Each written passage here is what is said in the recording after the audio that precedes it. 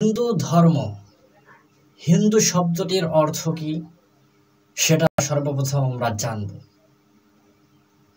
হিন্দু শব্দের একটি ভৌগোলিক বিশেষত্ব রয়েছে,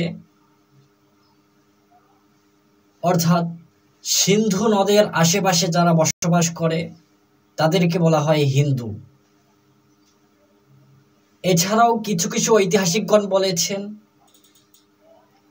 যে হিন্দু শব্দটি সর্বপ্রথম ব্যবহার করেছিল মুসলিমরা।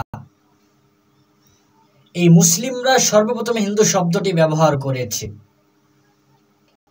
কেউ কেউ বলেন যে হিন্দু শব্দটি সর্বপ্রথম ব্যবহার করেছিল পারসিয়ানরা, ফার্সিরা, যারা ভারতে এসেছে হিমালয়ের উত্তর পশ্চিম দিক দিয়ে।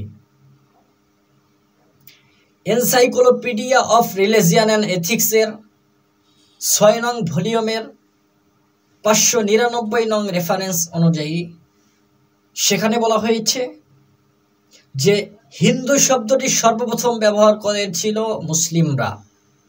মুসলিমরা এই ভারতে আসার পূর্বে ভারতের সাহিত্যে হিন্দু শব্দটির ব্যবহার করা হয়নি।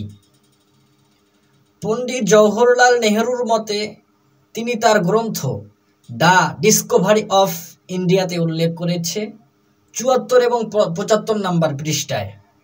সেখানে তিনি লিখেছেন যে হিন্দু শব্দ দিয়ে সর্বপ্রথম একদল মানুষকে বোঝানো হতো, একদল তান্ত্রিককে বোঝানো হতো, কোনো ধর্মকে নয়। ধর্মের সাথে এই শব্দটি পরে যুক্ত হয়েছে, এটাই বলেছে পণ্ডিত জওহরলাল নেহরু। হিন্দু শব্দের থেকেই হিন্দুইজম শব্দটি এসেছে, অর্থাৎ হিন্দু শব্দ থেকে হিন্দুইজম শব্দটি নেওয়া হয়েছে। ব্রিটিশরা সর্বপ্রথম হিন্দুইজম শব্দটি ব্যবহার করেছিল ভারতের ধর্মবিশ্বাসী লোকদেরকে বোঝানোর জন্য, তবে যারা খ্রিস্টান হয়েছে তাদেরকে বাদে। সেজন্য কিছু কিছু পণ্ডিত বলে যে হিন্দু ধর্ম অথবা হিন্দুইজম শব্দটি সঠিক নয়, সঠিক শব্দ হবে সনাতন ধর্ম, অর্থাৎ পুরাতন ধর্ম বা প্রাচীন ধর্ম। এছাড়াও কেউ কেউ বলে এই ধর্ম হলো বেদিক ধর্ম, অর্থাৎ বেদের ধর্ম। হিন্দুইজম শব্দটি সঠিক নয়, সঠিক শব্দ হবে বেদান্তবাদী, অর্থাৎ বেদের অনুসারী।